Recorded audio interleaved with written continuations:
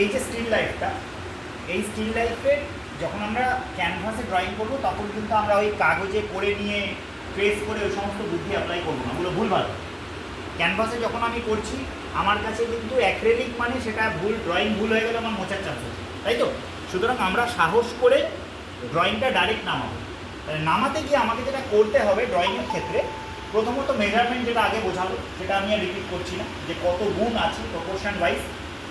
এবার আমাকে বুঝতে হবে যে আমার ছবিটার ব্যালেন্সটা কীরকম আছে, এবং ব্যালেন্স ওয়াইজ হরাইজন্টাল, ভার্টিক্যাল এবং ডায়াগোনাল লাইনগুলো কেমন আছে খুব ভালো করে বুঝবে। আমি দেখতে পাচ্ছি এখানে মেজর পার্টে একটা ভার্টিক্যাল লাইনে আমার হেড রয়েছে, রাইট? ওই হেডের ঠিক মাঝ বরাবর হরাইজন্টাল লাইনে বই রয়েছে, এবং একটা বই কাট করা রয়েছে।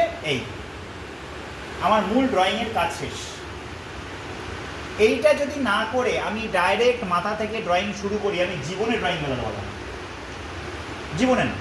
আমাকে বুঝে নিতে হবে এর মাপ এবং প্রপোর্শন ওয়াইজ হরাইজন্টাল, ভার্টিক্যাল এবং ডায়াগোনাল লাইনে এর ব্যালেন্সটা, ড্রয়িংয়ের ব্যালেন্সটা কীভাবে আছে।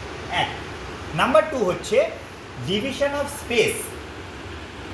1, 1.5, 1.5 আর 2 এই রেশিওতে, অর্থাৎ আমার নিচে স্পেস একটু বেশি রাখতে হবে, তার মানে আমাকে যে কোনোভাবে হোক বইটা এখানে শেষ করতে হবে। মাথা ওপরে স্পেস খানিকটা রাখতে হবে, আমি এখানে মাথাটা রাখলাম, এই স্পেসটা ফাঁকা রাখলাম।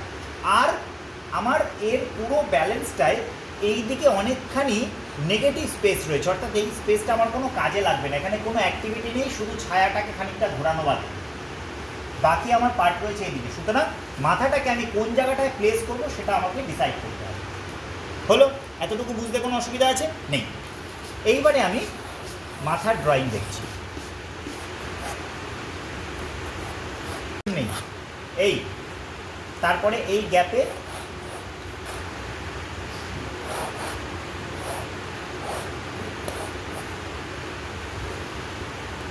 আমি দেখতে পাচ্ছি এর যদি এখানে ভ্রু থাকে, ভ্রু বরাবর আছে কাপের মাথা। দেখ প্রত্যেকটার সঙ্গে প্রত্যেকটার প্রপোর্শন মিলিয়ে মিলিয়ে ধরে ধরে ড্রয়িংটা হবে, ড্রয়িং কিন্তু তার আর ভুল হবে না। এবারে কাপ এখানে ব্যাকা আছে না টেরা আছে আমি এখন দেখতে যাব না, আমি এখন এর ভ্রু বরাবর এই করলাম, এর ঠোঁট বরাবর কাপের নিচ, তার মানে আমার এখানে এর ঠোঁট আসবে। হয়ে গেল? এই গেল। একটা জিনিস খুব ভালো করে খেয়াল কর, এই একটা হরাইজন্টাল লাইন আছে, এই ভার্টিক্যাল লাইন আছে, এই একটা হরাইজন্টাল লাইন আছে, এই বইটা গিয়ে কিন্তু এইভাবে লাইনটাকে আবার ঘুরিয়েও দিচ্ছে কম্পোজিশন। ওই ডান্টিগুলো মানে ওই চিয়ারিগুলোকে যদি এই দিকে ঘুরিয়ে দিস না, ছবির ব্যালেন্স বদলে যাবে। এই ছোট্ট ছোট্ট ডিটেলিং কিন্তু মাথায় রাখতে হয়। আমি যদি একবার ওদিকে মাথাগুলো ওদিকে ঘুরিয়ে দিই, দেখ সব গতি ওদিকে চলে গেছে, বইটার পুরো গতি ফ্লোটা ওদিকে চলে যাবে। যে কারণে কিন্তু চিয়ারিগুলোকে হালকা করে এদিকে বেঁকিয়ে দেওয়া, এটা কিন্তু অ্যাক্সিডেন্টালি নয়, ইন্টেনশনালি। আমাকে যখন স্টিল লাইট বসাতে হবে এই ব্যালেন্সটা মাথায় রেখে বসাতে হবে।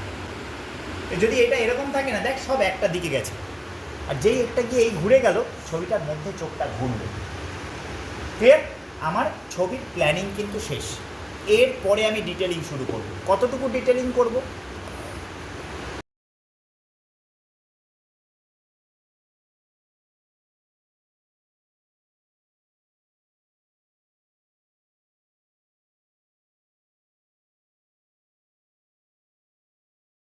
কালারে যাও, তখন আমাকে আগে খুঁজতে হবে কি এর ওভারঅল ভ্যালু।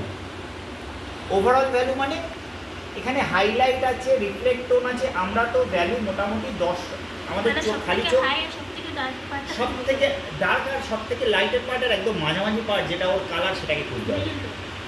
এবারে মিডল টোনটা কি? আমরা কিন্তু ভ্যালু স্কেলে 1000টা ভ্যালু স্কেল আমরা খালি চোখে দেখতে পাই, কিন্তু 1000টা ভ্যালু স্কেল তো আমরা ছবিতে ব্যবহার করতে পারবো না। ওই জন্য আমরা 10 থেকে 12টা ভ্যালু স্কেলে কাজ করি।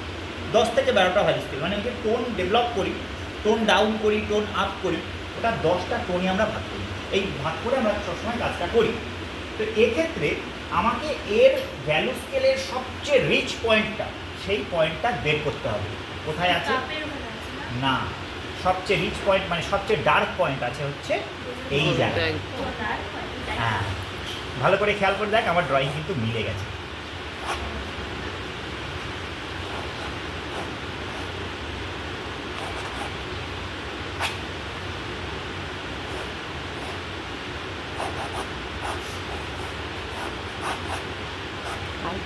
যেটা করব, আমরা প্রথমে একটা ব্রাউন দিয়ে লেয়ার করব, ঠিক আছে? এই ব্রাউন লেয়ারটার মধ্যে আমি র সায়না ইউজ করছি, ব্রাউন সায়না ইউজ করছি, তোমরা চাইলে পুরো ব্রাউন দিয়েও করতে পারো। এবার এটা দেওয়ার কারণ কি, প্রথম কথা হচ্ছে ক্যানভাসের যে দাঁত যেটাকে আমরা বলি, গ্যাপগুলো সেগুলো অফ হয়ে যাবে ফার্স্ট। দুই হচ্ছে আমার ডেভেলপ করার সময় না আমার অলরেডি একটা ভ্যালু ক্রিয়েট হবে, একটা ভ্যালু টোন ডাউন হয়ে যাবে। এবার এটাকে তোমরা এমনি বাইরে রেখেও পুরো গলা অবস্থায় একদম জলজলে কালারও দিতে পারো, তাতেও সমস্যা নেই কোনো। এটা একটু অন্য পদ্ধতিতে কাজ করাবো, হ্যাঁ পুরোটা ব্রাউন করব। এবার অনেকে এটা করে কি, ক্যানভাসটাকে পুরো ব্রাউন করে নিয়ে তারপরেও কাজ করে, ড্রয়িং করে, সেটাও করা যায়। এবার এটা করে দেওয়ার পরে কিন্তু আমি এর উপরে ড্রয়িংটার মধ্যে ভ্যালু ডেভেলপ করব, সেটা চারকোল দিয়েই ডেভেলপ করব, করে তারপরে কাজ করব। তাহলে কি কাজটা করার সময় লাইট অ্যান্ড ডার্ক এই ব্যাপারটা আমি আস্তে আস্তে বুঝতে পারবো, কাজ করতে আমার অনেক সুবিধা হবে। আমার ড্রয়িং তো পুরো পরিষ্কার বোঝা যাচ্ছে। অবজেক্টের যেটা বেসিক কালার, না হাইলাইট না ডার্ক টোন, বেসিক যে কালারটা, সেই কালারটা আমি ডার্কের দিক থেকে আস্তে আস্তে চাপাতে চাই, ডার্ক থেকে শুরু করব। আবার চড়া ডার্ক নয় কিন্তু, ভ্যালু স্কেলের চূড়ান্ত পর্যায়ের ডার্কও আমরা আগে দেবো না, আবার ভ্যালু স্কেলের চূড়ান্ত পর্যায়ের লাইটও আমরা আগে দেবো।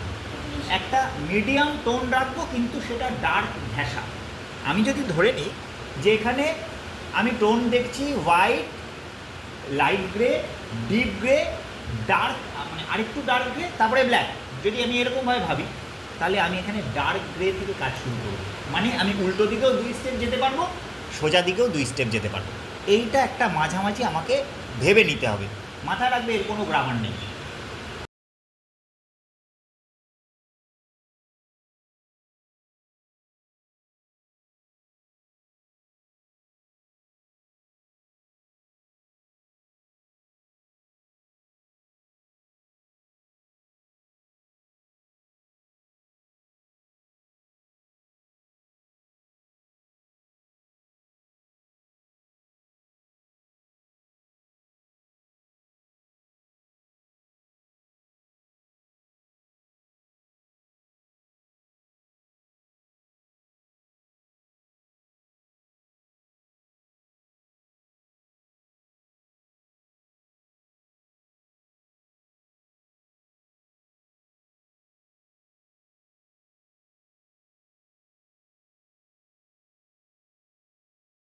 তাহলে আমরা কি করলাম, সবচেয়ে ডার্ক ভ্যালু থেকে আস্তে আস্তে কিভাবে ছড়াচ্ছে ডার্ক ভ্যালুর জায়গাগুলোতে আমরা একটা আমার বোঝার জন্য একটা সাজেস্টিভ টোন ডেভেলপ করব।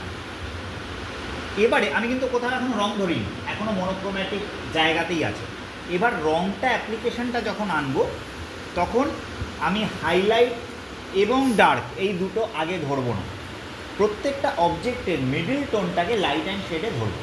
মনে করো ওই যেটা আমি একটু আগে বলছিলাম, গ্রে, ডার্ক গ্রে, ব্ল্যাক, আবার গ্রে থেকে লাইট গ্রে, হোয়াইট, তাহলে আমি গ্রেটাকে করব, তার থেকে একটু ইয়েতে ডার্ক গ্রে আর একটু ইয়েতে লাইট গ্রে, এই 3টে টোনে আমি পুরো ছবিটাকে আস্তে আস্তে আস্তে ডেভেলপ করব। সেটা আমি এর পরের স্টেপে দেখাবো, যে আমি প্রথমে এটা দিয়ে শুরু করব। এখানে আমি করব কি, ওই ইয়েলো অকার, হোয়াইট, একটু আলট্রামেরিন ব্লু আর একটু ব্রাউন, 4টে কালার দিয়ে আমার এই কালারটা তৈরি হয়ে যাবে। ইয়েলো অকারটা থাকবে কোথাও কোথাও, গ্যাম্বোজ ইয়েলো থাকবে লাইট পোর্শনে, এখন ধরবো না, ওইটা দিয়ে আমি লাইটটা চাপাবো। এইখানে যে চূড়ান্ত সাদাটে লাইট, সেটা কিন্তু এখন দেবো না, আমি ঠিক এই জায়গায় যে লাইটটা দেখতে পাচ্ছি সেই কালারটাকে আমি লাইট, মেন লাইট ধরে পুরো ছবিটা আস্তে আস্তে আস্তে পুরো চাপাবো, হয়ে যাবে। তারপরে এবার একটু ডার্ক, যখন এখানে চাপিয়ে দিলাম তারপরে একটু এদিকে গেল, তখন একটু ডার্ক বাড়াচ্ছি, একটু ডার্ক, এরকম করে একটা ওভারঅল কালার ধরে নেব, যেটাকে আমরা বলবো ওভারঅল ভ্যালু বা সারফেস ভ্যালু। ওইটা হওয়ার পরে ওইভাবে পুরো ছবিটা কমপ্লিট হয়ে যাবে। এবার আমি আমার পয়েন্ট অফ ইন্টারেস্টের জায়গাটায় যাব, সেটা কি, এই রকম একটা জায়গায়, ওই পয়েন্ট অফ ইন্টারেস্টের জায়গা থেকে এবার আমি ডিটেল শুরু করি। এবার কেউ যদি মনে করো যে না আমি একেবারে এখান থেকে ডিটেল করতে করতে একটু একটু করতে করতে যাবো, সেটাও করতে পারো, কিন্তু শুরুতে যারা কাজ করছো, শুরুতে যারা অ্যাক্রিলিক করছো, তারা ওইভাবে করবে না, ওভারঅল একটু একটু করে ডেভেলপ করবে, একটা টোন তৈরি হলো, তারপরে এই জায়গাগুলোতে দেখা গেলে আর কোনো কাজ হবে না, এখানে ফোকাস করলে, এখানে আরেকটু ডিটেল হলো, তার সঙ্গে আনুষঙ্গিক একটু জায়গাকে আরেকটু ডিটেল করলো, তাহলে মেন ডিটেল এই জায়গায়, তারপরে একটু আউট ফোকাস, তারপরে একটু আউট ফোকাস, এইটা গিয়ে ব্যাকগ্রাউন্ডের সঙ্গে আস্তে আস্তে মিশে যাবে।